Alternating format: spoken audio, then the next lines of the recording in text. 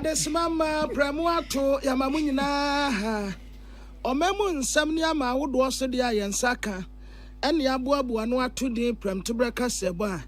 ye ne yetiefu asi hu nkonwan utie free peace 104.3 FM so okay 101.7 neat 100.9 nimi ansa wo se pass abeka jansen akra enwati hello 101.5 FM wadum kumase Ghana man temye dunsia baby a wote yenkan kasa fidie be saduasia nmi na kire kwamno a be saduasa peacefmonline.com ghana today.com so abode etiefo benya bi akan ajam panisi akwa so sam denti utuntosi otunsoma na nka odimirika befa de dikase ebonimu akotini bi ne Sikasemu nimdifo Professor Godfred Bobkin say yesu so me etrim nye de e wo sika sidi no a agina yie one dollar kan si mu the currency no appreciate here normally it's not good for our export. Ghana National Chamber of Commerce and Industry so account for ban anamona watutu ama yesika sidi no ekoyie ho you know I want to call for ma you didwa you na say kotonema erbe ye production no yema Awia ye bisasa ablekuma bato no ebobo ho asem no etesai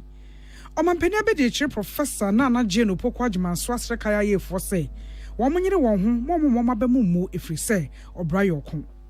na no so afa abedi chire na ohwensa senior odmankwane ma ode adom ye so George mrekudu kase galamse baabi a edi aba bedru sese no appendix aben ho ntoma amobi ehu se na omo de ye propaganda ebra no wo position MPC ni biaba claim so de achara 2 weeks no de tumi to solve ni na another pele bi wo be on so yan ne Amenfi Central Mrashe Bejani onmunyamfo Joanna Jan Kujonso wasasa woni etu asase mu sika akọ ne agudie no wo monka won humbo mu ewo enkabo mu pakwan so eno omadwuma so mpuntuo oman no ene wo mo a ebeti bi edi ensem bi ka we no ho ne de so mo se Peace FM from Tobrekase ne de asede ma MTN kuta 4G plus ya our fastest connectivity as our highest internet speed inti to MTN tabunete and nampa woda so ye African queen mackerel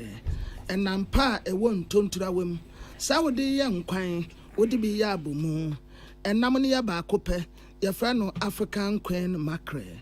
said makoya da wurumane say amansan ti ame kwabena mafo ana mami ya kunama mene nana ya kunedu yakabomwa ya de prem Tobrekase boy eba ene yankwai na yankwahwe na ano posi sahene IGP Christian Tete yohunu nensam a wodi tu dwa se bambo agina kuo de wo ma ye krado nkankan posi sabato abedwa kuo ni kire se ablekuma not emrahye bedwa akonwa no ne abato no ho nsensem no eda sei aha sei ene ye kenkan no abri sei a ene enye den kura na semi fapem ni nyina so nyina ne se na abato abedwa kuo na dikan de aba betu dwa se wo mu pese wo mu hu se bambofo bebo wo mu ho ban ama wo matumi ato aso aye wo madwuma na ablekuma nsensem no wo mate afiri wonom se de koto ahye wo mu no ena nam so ma posifo nso ben se dwofo je no se bono na ye de bambo nsem ne ye de abato nsem de yenim ho hwe ye mamu bi enti ye de ani se ye besore na abato abedwa kuo mu ni national security task maka se eda sei ebri sei bia ha ene ye kenkan anase ye kekan si ani collation no said ye amuka no no na mo ye no mo behu ane se enso ene ye be hye ntuntum ne de abegina obambo no ye de be ma mo enti enye se abato abedwako twen ye emom yen ye twen abato abedwako ene omana montu a wo mo betu de afa ablekuma not emrahye bedwa konwa no ehu nsem a sesi a ye kasai sampesua ne so no munni emrahye bedwani ewo emrahye bedwafie na enam sanko mointi yenkwa homa ne so na ye ne pani a wo hwe abato nsem so NPP amanyoko nim ora Evans Makon eni enkomo ajani mako peace kase bosuni ye mo haya da ase nana kwa mejo so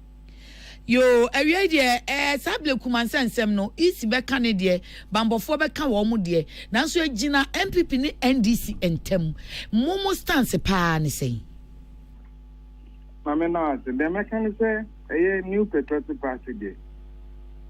and then be Brian. If we bring January 4, High Court Emma ruling say, Yisi and Conco V. Nicolation. Na police for and making sure say security were provided. Ya hearing him if it's January 4, ABCMA. And they say, Yisi, cast why ready. Na police and say why ready. New patriotic party, ya ready say. Yabeko. Na Yisi a conclude Nicolation. Yenin say, your candidate or ye Mammy a clear free. Unya manner to draw essing NDC candidate. If ye dear a chamber na a CNO, a BCO, Domeko Abinya. Yisi to make a can resource boom, or ye no, or the my NDC candidate. New Patriotic Party, ya ye be beer a boo and rassle. Into your hearing, they say IGP say why ready. Electoral Commission so say why ready. So Kasotina, Nyamia, Domiyamra Mishia, New Patriotic Party, Yabeko. Ablekuma North, as a set Omunya member of Parliament. 281 polling stations, Omutwaba. Okay, Kani na Boma, New Patriotic Party, a candidate, no, Mami, a clear free, Unyado Dua, and they say, Yisi, and a Jumavia, or no number Pony didn't say, win parliamentary elections, or Ablekuma North. And yes, sir, and yes, sir, yet to me, presidential, come. Ye simple and the results are Metuja. And a new patriotic party, a presidential candidate, Ura Mahmoud Baumia, Ebeditum. A yet then a parliamentary results are Kadia. Yen to me, yet they are ready. If you hear him say, police, any easy, Ebesheda, Niako. My ready say mo pink sheet ni nyina ye crowd do ebia ni ho a ehun wasem say the abato abedwako de ma mo no sa pepepe a say ene isika sa china wuko da na chine bina na de chine wuko ye hia wa ha mo famra mo de ni nyina beba amu wakeka si ani emre mu no yisi no akwanya obenya results every polling station ewo Ablekuma North constituency. Enu bi na oye ya otumi di wie Domeko Abenya ene me de se me kan say ye sa collation no na enye Ablekuma North pe na Domeko Abenya ka ho yetumi awie na ba ne sen inti na ye ntumi wie Ablekuma North ye de agitum pa say abaye to no 281 polling stations no. Your parliamentary candidate, Enya Dodo, Essen, NDC candidate. Ye hear him, ye bedim raso, say the edim raso, BC and Nay. So, China, ye see Cassa or Shishe. Ye know non kuno, non do, non can the results are Kamuma. Ye ready. Now, on him, ye call court no. NDC for Kokomasimo, New Patriotic Party in Sukokaya. Court to share ye any Ghana Police Service. Any National Election Security Task Force. Megiri says, ye na Eddie Nukredi Beye Juma, and he came over Baby Gusujine. But a bra ye collation, Ablekuma North constituency. Na media for na police for na political parties and so. As we class them a course in ano, mu media for munim omo de buy. Ye hear him say police obey investigation fata. Na obi bia obu emraso no emra ne nedi nti New Patriotic Party today even say emra kwan so ne nam ya twen film printing a court car say yi sinko na juma January 4 2025 ebesi na me no ka say police for any easy for into me agree on time SSA but then they beto just say police were ready. Na yi say why ready the New Patriotic Party be hear him say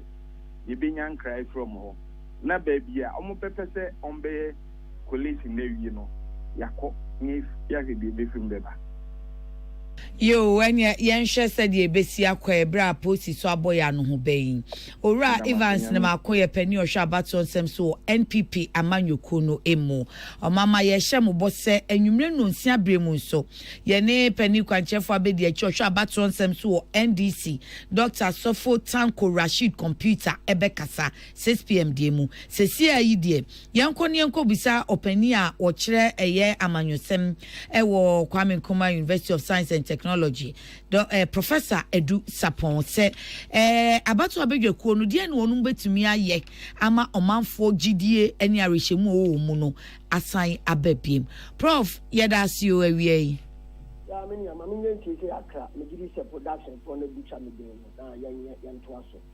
Midday Samuel Agency or Department of History and Political Studies KNWS number yan to aso Prof Mpacho yo facha yen Samuel Eduje mfi won Pacho yo facha yen ye be yen sisi no ye da ase Prof de na mi bisa ne se abato abedwekuo no asa akamia ye se gidie eni ahotoso manfo wo mumu no ato ape e de na wo betumi aye ama no ababiem yo me da ase metia etiefo nyina me e ka se de amrantie ne taka no wo aslake pa ya to aba 3 December basically abewe na constituency bi enya wo ban dinia oda wo ano say Ghana ha ikitire ya yitire no abewe fa policy ho ne mna hye ho ene nkoma fa sa nipa kuo no electoral commission jumedi a wo ndi siye ntire sinito e wo ho pa because a representative democracy in the all the mecheno enye Achillian democracy bi akosia o marketplace bi ache najo na so nipe kuku no domba no din enna okogina kasama dom ngira inti sa brewe yo bi nipe ni hono let us say adia setmare ho sebi nda dam sayo kai kamia ye nyansa bi akoeli eno tino electoral commission ehese obo mo so no waye de so ye ntem betete nkomoni bia wo mo select police for ebeba babo ho ban ne ande nge megidi say Africa election e Ghana election e do say a police for jumedi soro kosoro all other security agencies jumedi kosoro do say abena na npa bon for so person obeye enye do ane boni e de fra abapa yi kuro now so megidi say if there is due process simple normal police presence without any serious enforcement in the and send Kapatoka assembly that should suffice. I think I don't know but me nim common which type of force, which type of presence and a police will be show our constituency. Me now bet the kind of democratic culture I have built over the period and how the Electoral Commission has either conducted itself abysmally and I say we are good to sleep on its job. Akwadabra we do the down one year. Eti yenya paye yenya mi said you person yen wo lewia asumdwe beba na weju kura wo mu a akwakowie emremu na ye due process so the ahwe free ho akọ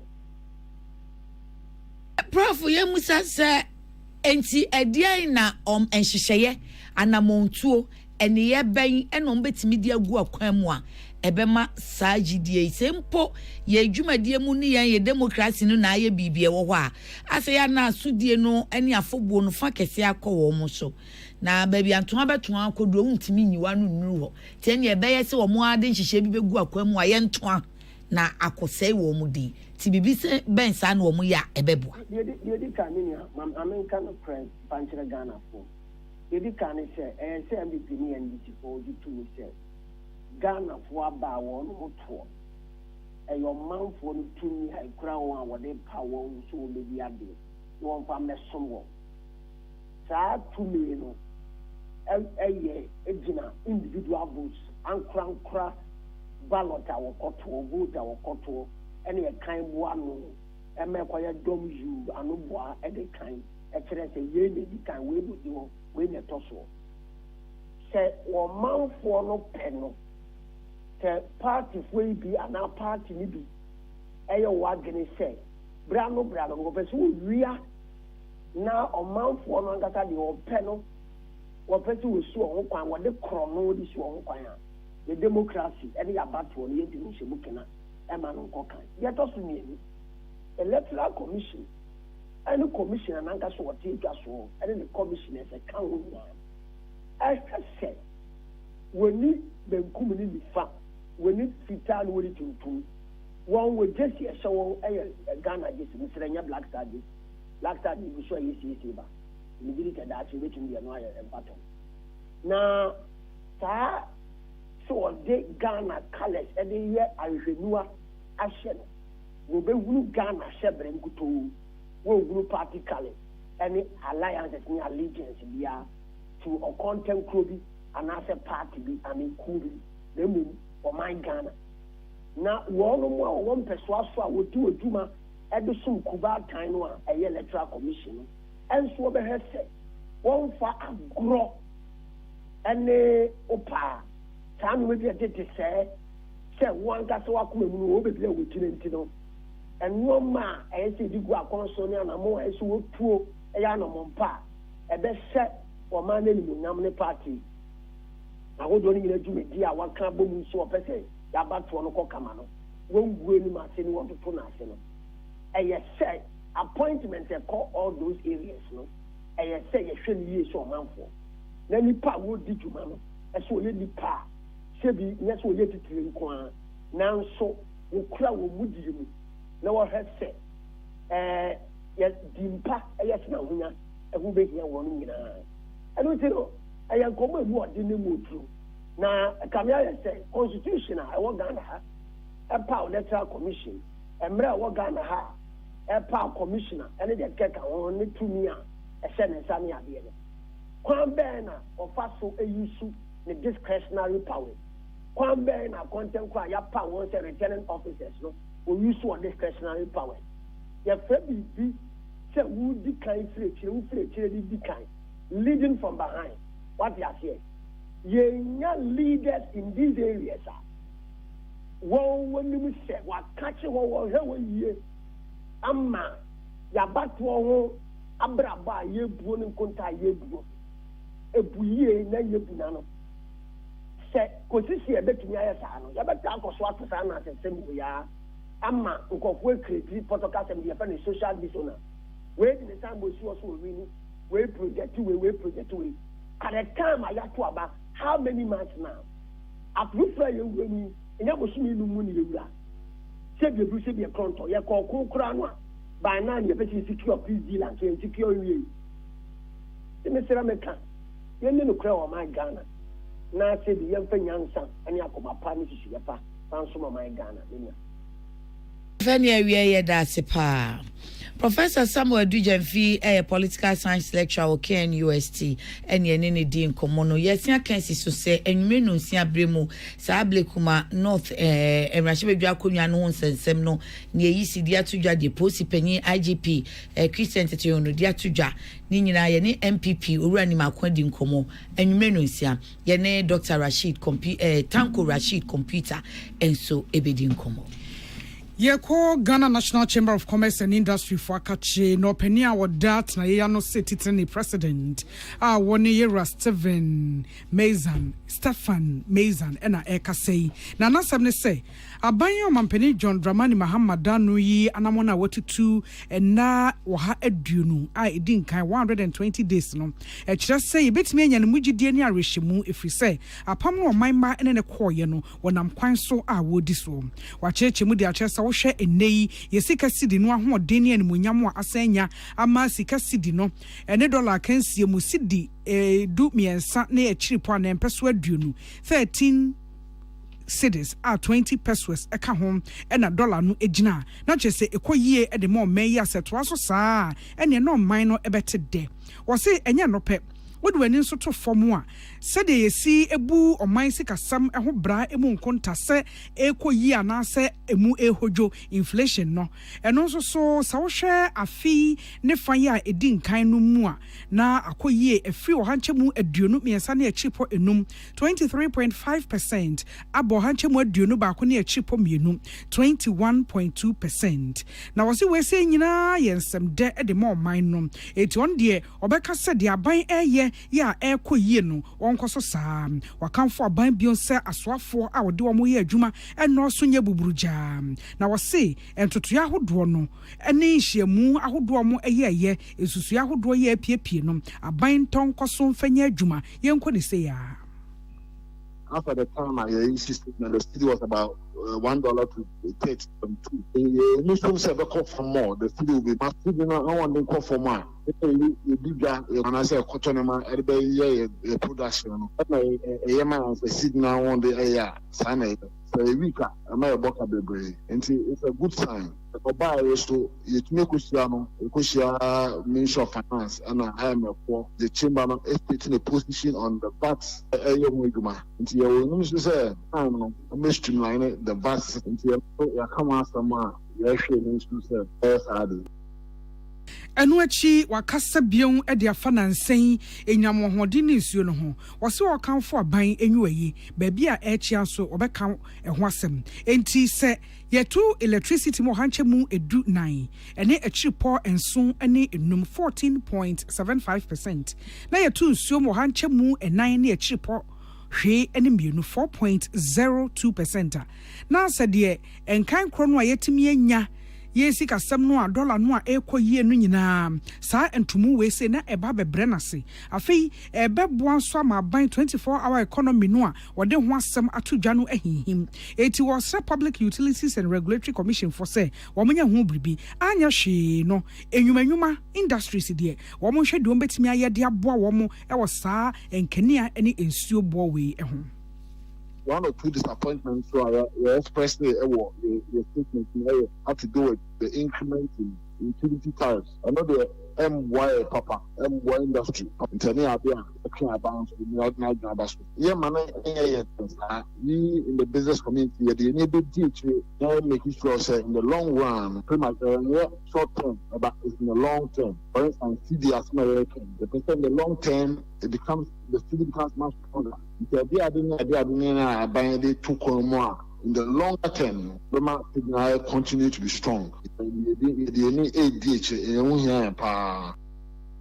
Onipa yɛtene kasa yi ɛyɛ Stefan Mazan wɔno ɛne president mekyerɛ titrani ɛma Ghana National Chamber of Commerce and Industry yɛnsɛntwerɛni Naomi ɔbene wa na ne di saa nkɔmmɔ yi na wɔwura wɔyɛ obi a waben sɛ wɔyɛ economics a wɔsan senior lecturer University of Ghana Professor Godfrey Bokwin on wɔkasa wɔkyerɛ sɛ just recently Usha dollar ne sidi no a sidi no anya ahoɔden sɛ sidi no mo atumi apagya ma $10 no aboɔ so na atwadifoɔ bebre no ani agye na bra Peace News ane Professor Godfrey Bokwin ɛkasa no wɔkyerɛ so yɛn susuma yɛ ninje na adeɛ no ada hɔ no akɔyɛ te sɛ wɔfaase nantinkuro sɛ wumia no kɛse a wɔsu anyway mia na kasenso ena yete ti yenya abotransa wotese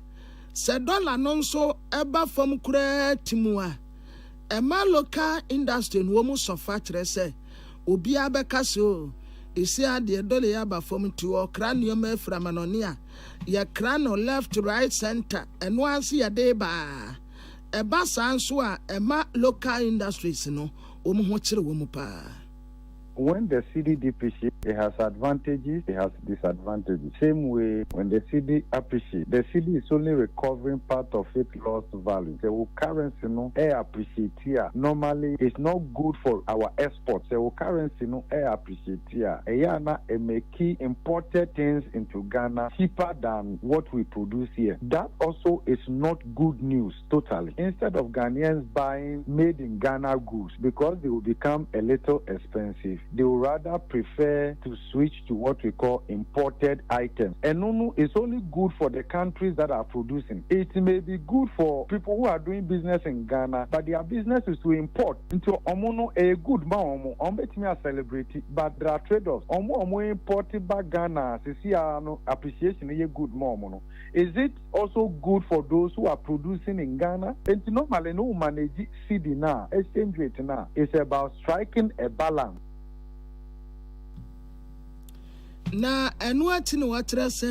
se ba ne se yia ene Ghana ni bia wo pese okra ne mafira manone eba no eya simple kura no ane so wokwa eniema we na me pese mekra mon rebrand no fofre mon fa Ghana logo ntale ho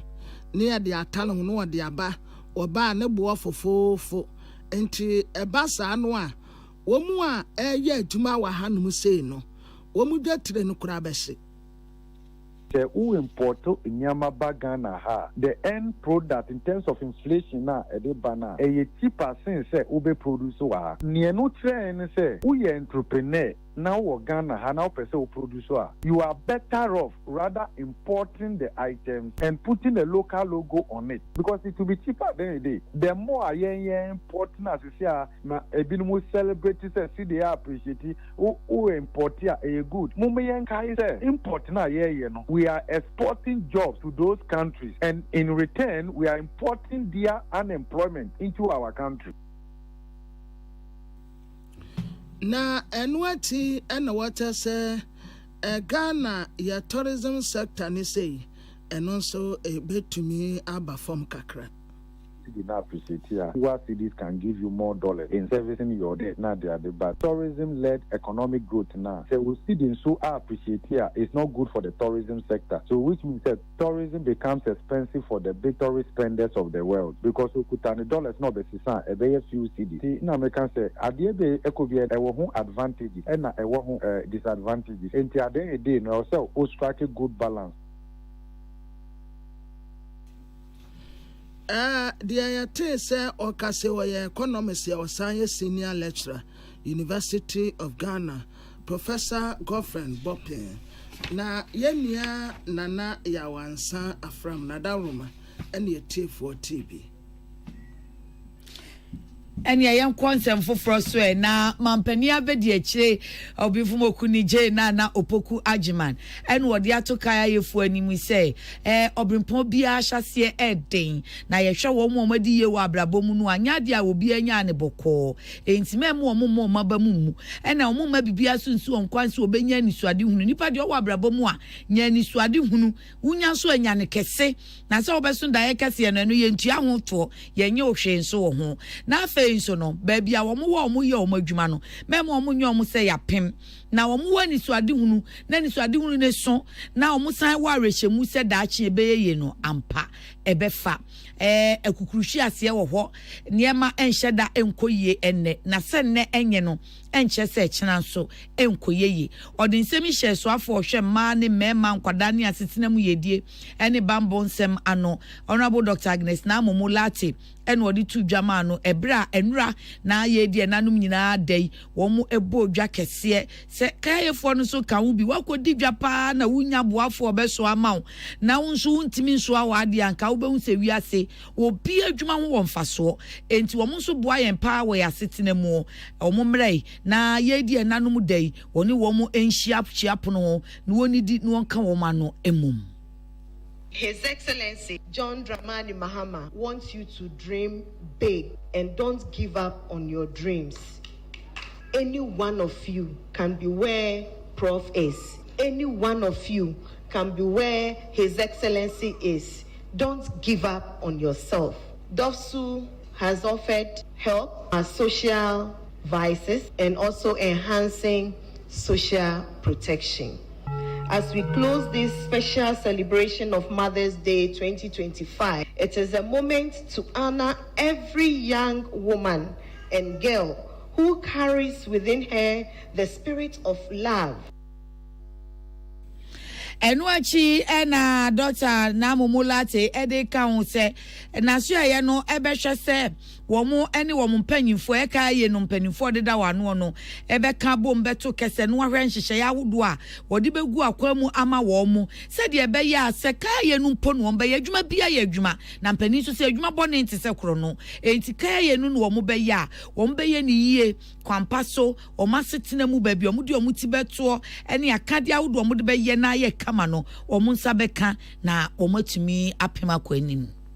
Many of you already embody such qualities as caregivers, providers, and pillars of your families. Today, we celebrate you because you matter. Your hard work, your dreams, your perseverance, they have not gone unnoticed. You are not alone, and you are never forgotten. This dinner, this music, this joy, all for you. On behalf of the President, the Vice President, I want you to know that we see you, we stand with you, and we remain fully committed to building a Ghana where every girl can grow with dignity, opportunity, and purpose.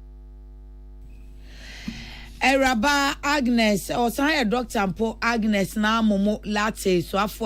wo hwe ma ne mema nkwada ne asetenam yedie ene bambonsem so na yete ne kan Patricia Sefa Fisher ene chobai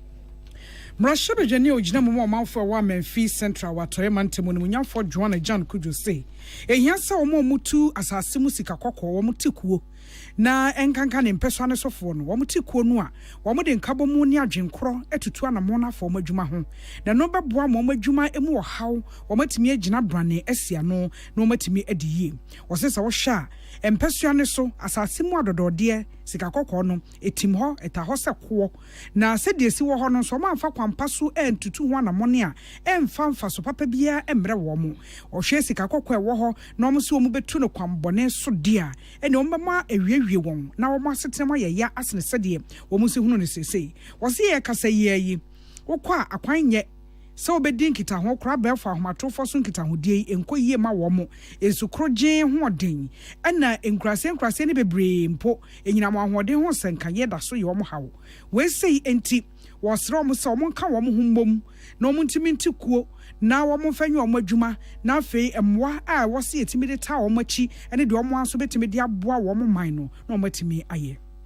Inti go dealers wa ha de mesle me pesa me kachira mu na mo beboa na metumi aye mp ediswa we be 30 years oh enne nyana ne say gese mo boa me se betumi ampamu a ense ye ni small scale miners no ye kapom na yansu ye nya bibia ye friends as small scale miners association enko ye te sesla ha ye mu group gabu group aguna group dabi Memphis Central small scale mining association say yete any year. And no na yebeye amayemu ya strong. Na ya kampo ma yebe twase ka bidia to us ya kwan mpo na asai a. Yenso yebeka achira ban say ye gold dealers a ye wa ha no ye kambom na yenso yansam mom na yentwi nsanya ye kwan.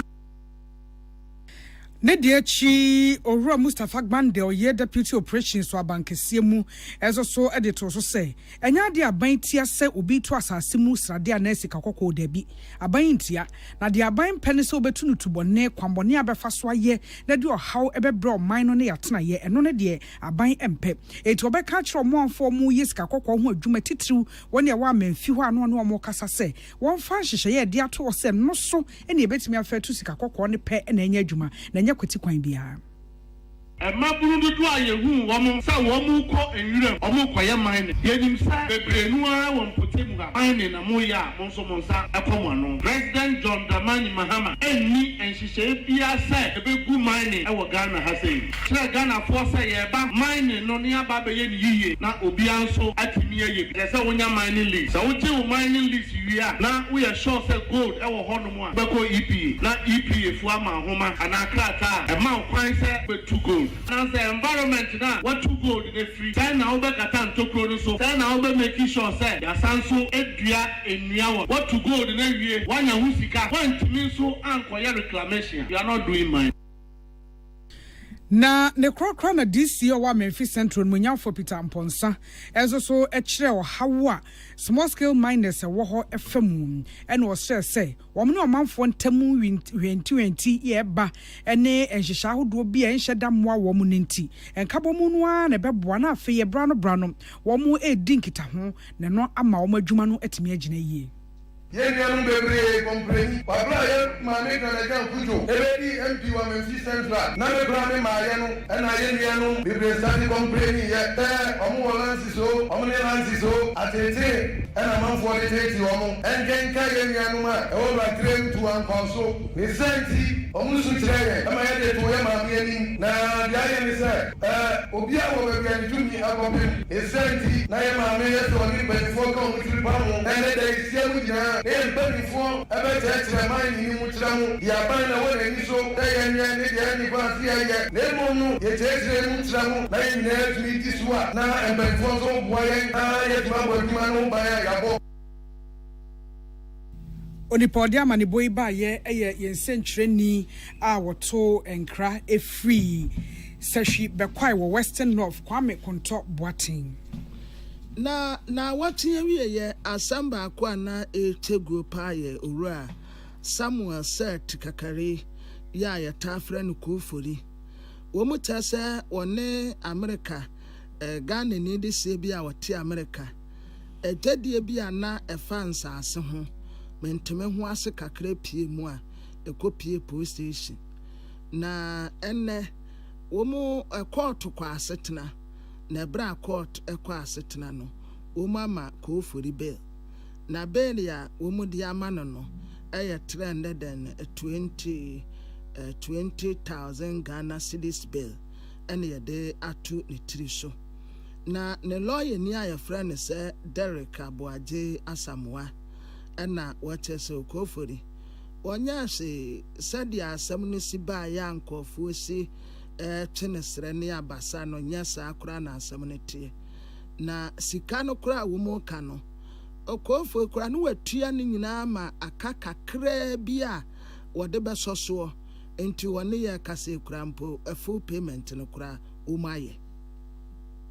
I've been paid in full because pay for it to $50,000 to purchase the land for the complainant. And out of the $15,000, at that time when the money came, it was 270,000 Ghana cedis. And so he used 160,000 Ghana cedis to purchase the land. As at that time, the exchange rate was 5.5, and so the amount he used was $30,000. And apart from that, he paid $5,000 to the complainant. Now the issue in contention is the size of the land and the amount left to be paid to the complainant. And so he paid $5,000 to the complainant, and the amount left was $15,000. And the police is charging him for $50,000, of which he has paid the amount in full. And so I don't see why the police, knowing very well that the amount has been paid, and you are still charging the person for the figure that has been used to procure the land for the complainant. That is our case. By any event, he has been granted bail, so that is all. Yate se okase lawyer Derek Aboaje Asamoah wono ena ejinemu edema kofori na yenua Philippa Atanga Daruma ena yetiefo TV ye konsem fufuro mu a bese afra ye November bosumi ana bosumi du ba kunim ena aban de nhihye ye betu dwa wonam apomdensi achiba ne so ye se adwen mu yade ahodo bese nan bi kane na nkenka apomdensi achiba no ene wo de aba be ka ho de ayete se wan watoba ha won de na nhwe ye kura na fe aye ne yade anisa wan woni gibro so a na akwa wie bibi se ne wure so ho aye no so ne wure ho a bro so ayam sheshe wa moroso awrefire kese a sabi etim kra ye se dambo enti depression bipolar disorder anxiety disorder ene schizophrenia wode eka pomdinsi achiba no se obi bia wo sa adwemu yade yi bia wo kwa yaresa bia apomdinsi achiba no fa hoka enti ensese agini sika ene de ye tie ni sepani kwanchefo a wo hwe akire wo pantan ban yaresa bia Dr. Maluk yenusom de atudwa se ebepem sa abre no enkrofo mo wo sa yade yi bia wo mo kwa akogya ahwe no wo mutua ka wo omutua kapa na che se enyanya nfa ne kwasa emom wo se afei no wonum egu enhyehyeye so enwumaku ahodo a wo mo betumi aboa masa aban hyehyeye ya wo de baaye efi afra no ebetumi adimu na adimu eyie wo se yanyasem ama womoni abre so firi se kaneni ya ade animu an se why ani biate ase wabodam we na so saa adwen mu yade nkitinkiti we nu so ho na eha omanfo ne pa na se de ya ne ye kan wasem na yesi kanefa nti amanfo ntan pa asipiti ko ene yi de wo mo ko nanso said ye be ya wo mu benya moa no eno na eya asem no wo se Ghana ha ya akese pa ne se wo mo adwen mu yade no empire sabia ko wo de nsanie eniema gu nsanie kari se yesese a wo mo adwen mu ya yo ham che mu be se dupe 10% and wo mu ko se ye kwa akogya yarehwe no wo gitu mu mpo se me wo yade e wo madwen. At Pantime Hospital Hano, Omoba for treatment, they are still paying. And I know same applies to Akan for any psychiatric hospital, you know. And so last week or last 2 weeks, I did a mental health launch for Purple Month. NHIS boss now buying and all say they are still looking at rolling it out. It may be in the pipeline or the policy is there, but I have not seen it working so far since I've been hospital director for Pantime Hospital for the past 3 weeks. Social treatment gap, which the last time checked was over 90%. So we need to provide funding for that to allow people to get access to more care. And just to say that the government should also put in a lot more resources in to help training more health professionals, especially mental health, and so we can retain those who are already there by providing motivation and incentives. Enuachi Dr. Malug yenusom say eye ne ya pa nansan se de mabunu atonu boni mu ntintimai no ene wa kan so he wunim red nansana red no ene ewi yi wo munim na hodo Canadian na nkaja ye chechire sesi ade ye de ye tofi ye de ye sobolo ye de ye ice kenke keki chese ne ma hodo a wo mu de ye no na se de wo mu num no so wo num no swag mu ni ade no se de kan mabunu ka wo num kura pani ba no wo dwane enye ne yo ene AI mai die agency foi die wo de be show hwena se kura mpo one ne ti wonu wo num wi wo di wi tofe enya de a wo behu wo se ni nyina so ka ho ena ama adwen mu yade ahodo no adoso. Substance use disorders and drug abuse, it can have an effect on our mental health. So sure, even your diagnostic criteria, you UC2 and diagnose mental conditions. One of the exclusion criteria, so a bit to say, oh, you see alcohol excessively. Alcohol-induced mood disorder, to say depression. Say, oh, you see cannabis, it may trigger a mental health condition, to say bipolar, and I say psychosis, you know. So these substances can trigger mental health conditions and then can affect you. Cocaine, you know, and all the other substances, they can affect you. Aside from that, you can develop like a substance use, like say addiction or dependence on the substance. Dr. Maluk yenusom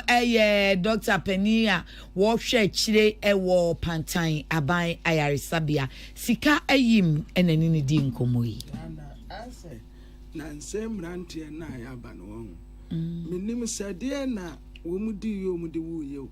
onso wo mu na wo ya brantie ase mrantie no wo mu aba no nkase o ye de wo mo na ase ye de wo ye wo nsuro hwese wo bi tu ne bafo se wonya masam na nhwa wone sama abekọ akoda wono gina ho no se hwe wono kro opema me watane na twempena samai o pema me wata ya na atene he authentic meeting omu tasa bibi omu nsuro hwe o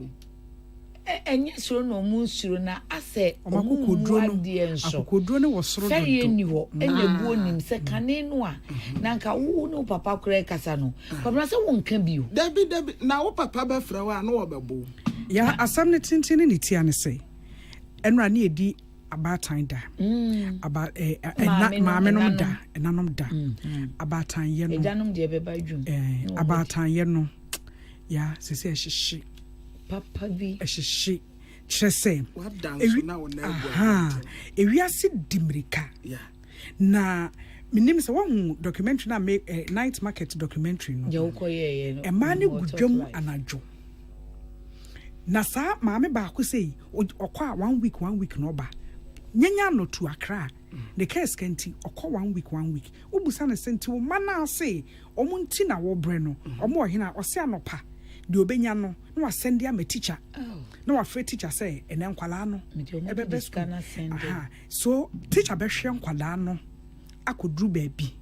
teacher be pon akofie nkwala ne be kofie wo mo na be dware edidi asua de ada ohwefo ne hwan emofra ne fanwa na sankwala ya so ne ene omu mabehia wo school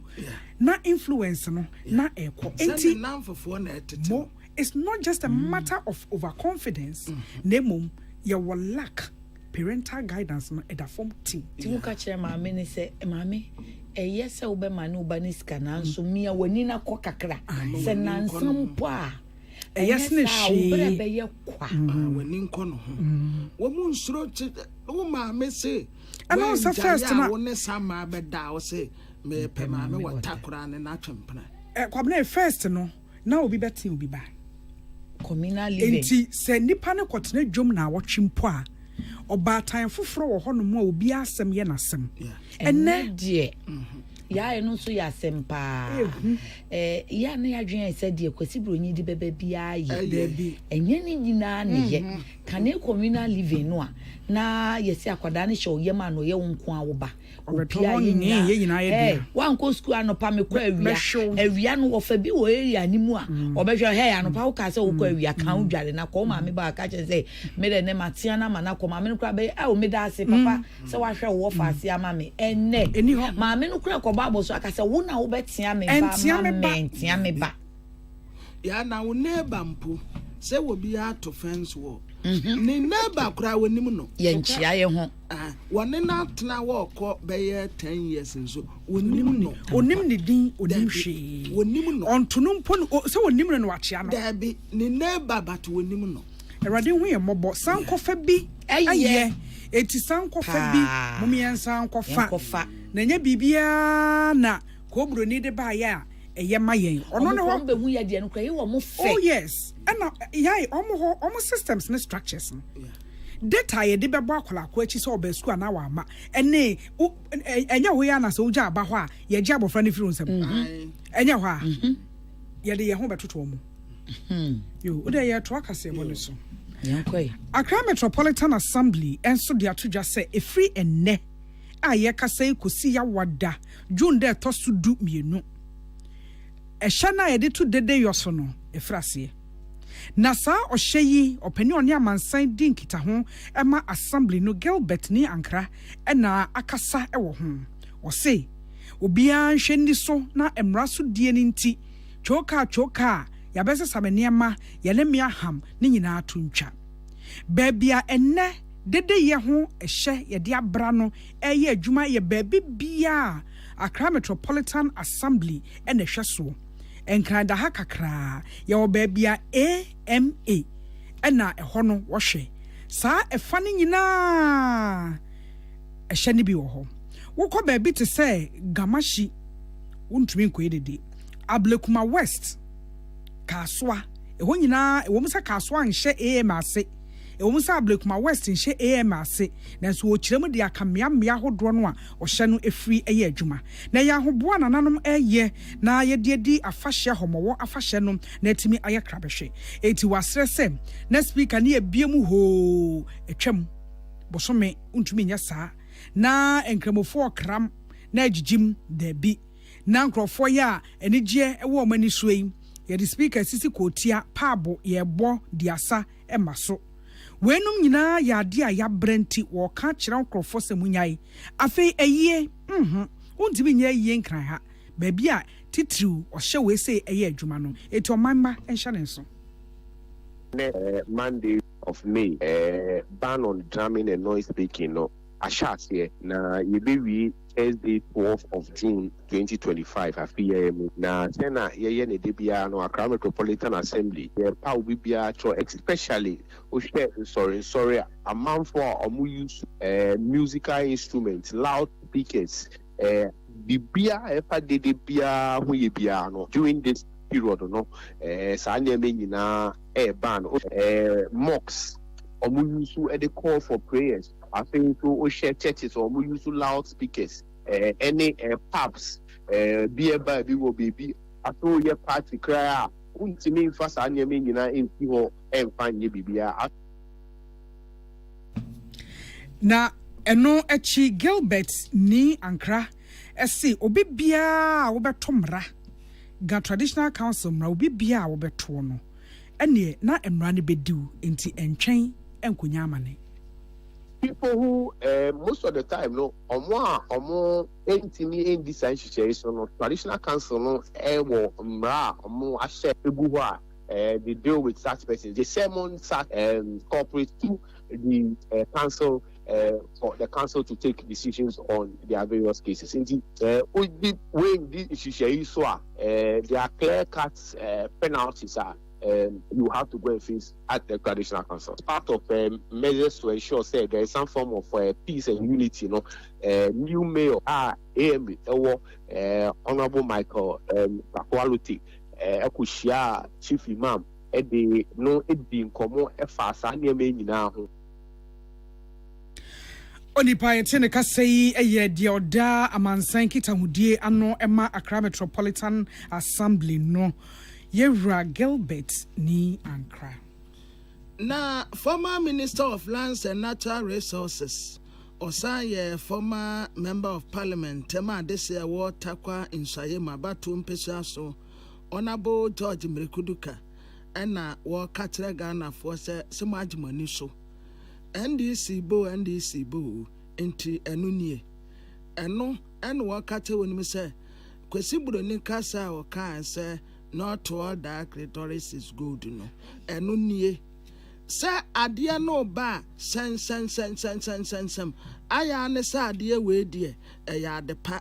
enso ebeba no na ye kotobeku ba wase isi ahye Ghana o memu asetena ya enije bia enim galamsey atua pete bia amagana for tiemu se MPP ya ton ye collective ya koto black and white o se Ghana for de mo pa na monsaken anu MPC ni biaba galamsey ode achara 2 weeks da pene bi no ode tumi to solve ni na ode ofio ana da pene bi wo be onso yan ne ana wo tumi solve ane ane kuduka zina wo to no do no wa wo be no ye no kwar ene wo huni nti enye kasakasa a sabe mfasunyi ho nyemo mekade oye collective responsibility the maso no mejina do men kada ndi sa benti ode mahama o solve nyemo oye collective responsibility na mama kanda da onara do bi here there yin better as there ibinu is born was asa wo is born a wo senye na japaze wo senye nsu na enwati na Honorable George Mrekuduka etrese wasre na nanom ayemfo assembly members opinion leaders se yensuo no a ese no obia mpeta no ho na yemfe ya no ntumbi esanse se no a ese no yene na kan yakese pa Ohen Tase, assemblyman Tase, opinion leaders in the various communities Tase, na sabi Ghana for Tasa, ye makwan ma proud say, ye makwan mo feeling say, o Sunday biara Tase de, o feeling say ya, o say yendachi, pra say ya, o say yendachi, brim say ya, o say yendachi. Dam Tase ne ba, I'm telling you, dam 2 weeks of work, on drumpo, ibotumi solve them kankan. Na dam Tase na ma, ne di aman yosem as usual, ne ya di dinner to you, no e galamsey, na galamsey wonye no din. Na aboa ibiara owo concession biara nyi na enwati na wotre se NDC amanyoko nsam a omukafa wono ankasa George Mrekuduka ho se woye galamsey wo nsase a otwetwa biton ya wo twabiton ma nkofo mu tunu osaje percentage e won tan en wasa won nsase bebre e won kran hanum se ya galamsey na amwaye yese tam san sam wo mu kanyina no wo mu boa deputy minister mini concession kumpa oye nizilma na oye chronis and have been consistent we call Ministry of Lands and Natural Resources answer na mako bebi amete ho na mete minya manje oye lands and natural resources minya asase kumpa ɔyɛ one plot mangye krumpo Sunday minim dɛ ɔyɛ aba Sunday minim dɛ ɔyɛ aba naze nti mangye asase krumpo and the national security can investigate this but my investigate wo hu menyi asase one plot mpo ɔyɛ mrekudu kanizim ana me kroni ana meba maze no kwazi ahobrase nyamsuro ɔso na mezo some nso sɛ wabɛni ma wokaka nsɛm to do menim dɛ me methodist nyame a ɔnze me hwamɔ no you will vindicate me at all times. Dear yate sɛ ɔkasɛ yɛ ɔnabo George Mreku Duka apia dankwa Rock FM. Kwa asante mantemu na anu fie da nwumre de na eye pani kwohwe edikosi ni memenda ene ne nra ni nyina ene se abasobode hyehyɛ ya wode ahyehyɛ so afibia ebaso Millennium Excellence Foundation ne nabasobode awards no wode hyehyɛ so sa foundation yi otitinani a wode nanim onyam ta akire eye wote kokoso asante otumfo se etu ababio na wo mo de abasobode etoso aduonunum hyehyɛ so no wo mema empani bebre wo abibrem say abasobode Ghana mampani say His Excellency John Dramani Mahama OGB sada ena Nigeria mampani His Excellency Bola Ahmed Tinubu wonu so AGB ene mpanifo ekeka ho te say Akan panyi owura Nick danso abiam ejei wonu so gi abasobode ni bi Dr. Ernesto Forisapon oye pani a woda special investments ano any special group of companies enso gi abasobode ni bi wo bo abaso wie ye no empani sempani ni hwekro wa abache na otufo nso aye Ghana pani pai na chese ne odi afutu obema na nasem ode ma aye ene se ebibrem ase no esese ye kabom na afei ye ma empani ehia pono ba bia ewiase hia fa adwene na wo si pono e wo se bi man panifo ko obi na nya panifo se wo mo ye amanyosem nko a empanifo mo so anu bi ni mu eyeye wo mo de wo nyansa wo ma ho odin wo mo fifire ene wo mo nimde ebu akyekira bibi man efri se ye wa krachefo ye wanimdifo no na nso wo mo kono wo mo kosi gina ya bibi man ni wo bi enti wo mo kofe fare danta na ni aye pene wonom de abehye ebe wi ase ne na ye yakam ni akachi ni entumi ntumpon akade no so adi tumpon no afrika ni bagimbre na ombefa kwaye bepim enei wonam akwanu asa nyina so de kɔ enti eba ne sen na ye ba bia wonom si gina ye no ye ntimi nkɔ hobie wote kokɔ so se saa de ne de ntwa yie kura na empani se sabi abodam firifie ese sabi bi man na akasa no ye sua kore ye ne nkabomu na afa ya no ye mu a ye kɔpono ne ho a ne ye hu se ye nyina na nya se wei pre ba saa de a da bia da kwasi kokɔ bebu ya fa so no wa ye ne ho se wono nko an wonim de obetimi aboa yen na wo se wo mo amagye abasoboi ane abasobo no ese se edi nkenya ani da so ne arehemu bi base ebi man wo daachi na nya daachi keke daachi a eye daachi pa wo se wo mo free dwumadie na se no obi ekɔ a won tena se no won kankan ni mu na dwene mu ene ni sunsum ne kremu de kwasi kokɔ se introspection no obi antena se nya bi no hu se ese se bibi man sɔre waka ne ehwehwɛ ye man empuntuo na ebefiri se omanfo no nso ebenya gidie ne ahotoso wɔ mpani mu na wo mo abɔ mpani ni chidom na wo mo kosi ani mu a wo matumi di bibi pa aba.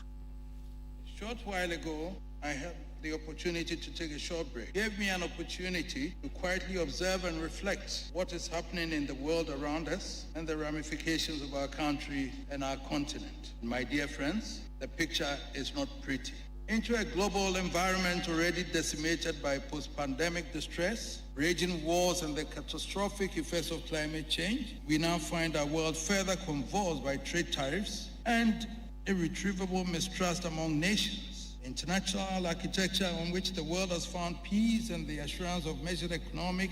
and social development in the past half century has come tumbling down. All the experts are telling us that the world has never been in greater peril than now. In the looming order of international relations, the biggest victim is said to be Africa. Whether contrived or unintended, it is obvious that Africa faces the prospect of greater marginalization. We must use every forum and every platform to rally the people of Africa to wake up and wise up to the new reality to engage in sober contemplation in the quest to protect and defend our African heritage. 482 Ababio. Na His Excellency John Dramani Mahama Abaso Bodie no Penny Sentifu ni wapejafo nti woni wono no ankasa ni Chief of Staff na Chesa Nkwobi Ahene Julius Debra ene kwogina mu ejema no na People's Julius say ampa na ban ya o mabai die won kan fa ntu no ho nanso wo gina ni wura na mu akasa say wonum de nhyehyeye pa begu akwemu ama Ghana enwuma apeja etumpon.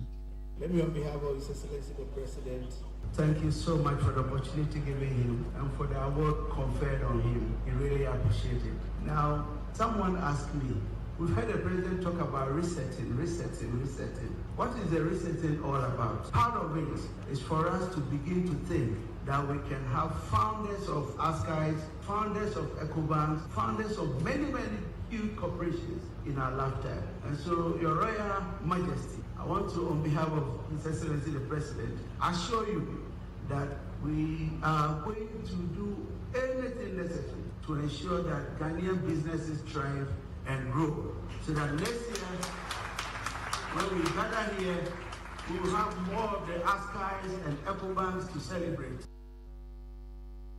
Na chese Chief of Staff Mampani John Dramani Mahama Ora Julius Debra ni etene nkano na Ghana abasobodie ya o tekokwoso de maye adwadifo no kese ba ko no so agibie eye ICAMS pani Ghana Link pani Nick Petroleum pani Ora Nick Kofi ejei dina hyehyeye Nick Kofi danso abiam ejei me wo fadi mi tumi nkanti enti me wo fanso sei no odi tuwa business no say wudi no kra enu anga tia oka so just many madam Fugoyi oja ho ya 90 something years no brankwa. So I think truth, saying the truth, not robbing, stealing, you understand me, is important for the youth. Set mode Bashas, but who ya now start to say Sakawane and Emfa. Who will you say Bessa? And some we are what are you going? And you know, Grana Mekasha was more finding with him. Na chese Ghana businessman kese ba ko Dr. Nick Danso Abiam Kofi J na yetene kan amane yi amane bofo pani o wasantemantem mu Samson Kenya meche en wo komenhia ekotworo bai ye jina we so make asebo so ajabo afon krato ye ba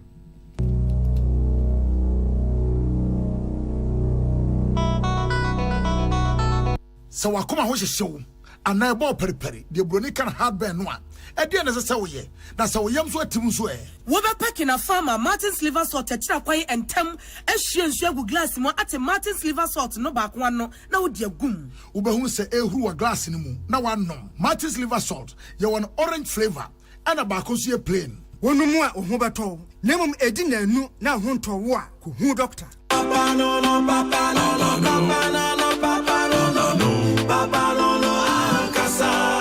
Polytank is everywhere, durable and authentic. Stronger brand you can trust. Polytank, we get sumo, Rambo, and get sumo super.